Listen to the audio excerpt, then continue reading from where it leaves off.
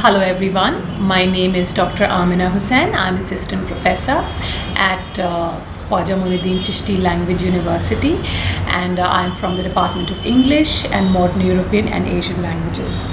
And for today's lecture, I'm going to discuss a general introduction to feminism. Now, the word feminism describes political, cultural, and economic movements that aim to establish equal rights and legal protections for women.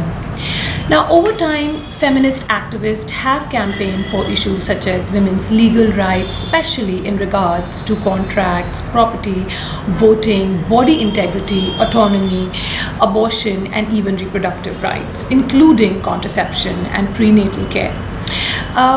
If we look at the feminist history, I think we can divide it into three famous waves that are also known as the three waves of feminism.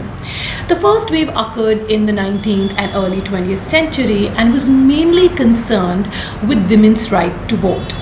The second wave, at its height in the 1960s and 1970s, refers to women's liberation movement for equal legal and social rights.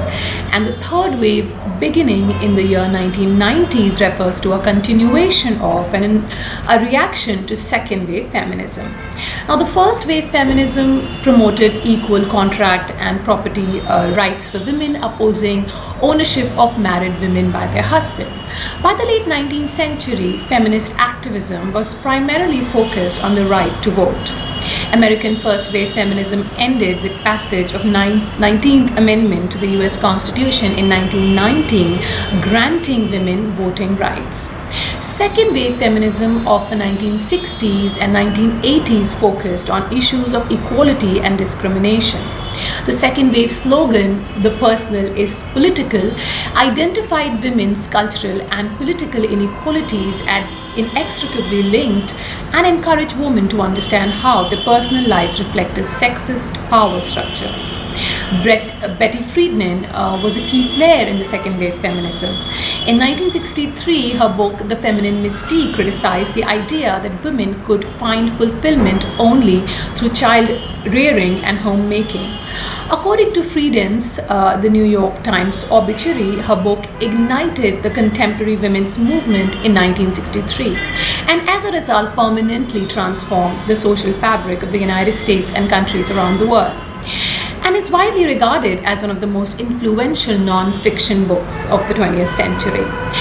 Friedan hypothesizes that women are victims of false beliefs requiring them to find identity in their lives through husbands and children.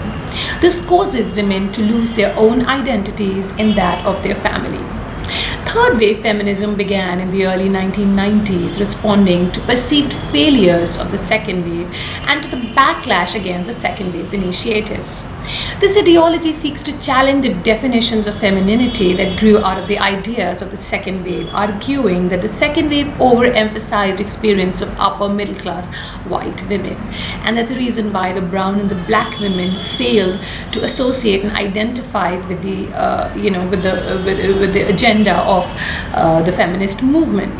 The third wave then sees women's life as intersectional, demonstrating how race, ethnicity, class, religion, gender, and nationalities are all significant factors when discussing feminism. It examines issues related to women's life on an international basis instead of dividing the feminist movement as based on the binary division. The third wave of feminism seems to look for solidarity and build transnational networks of sorority. Thank you.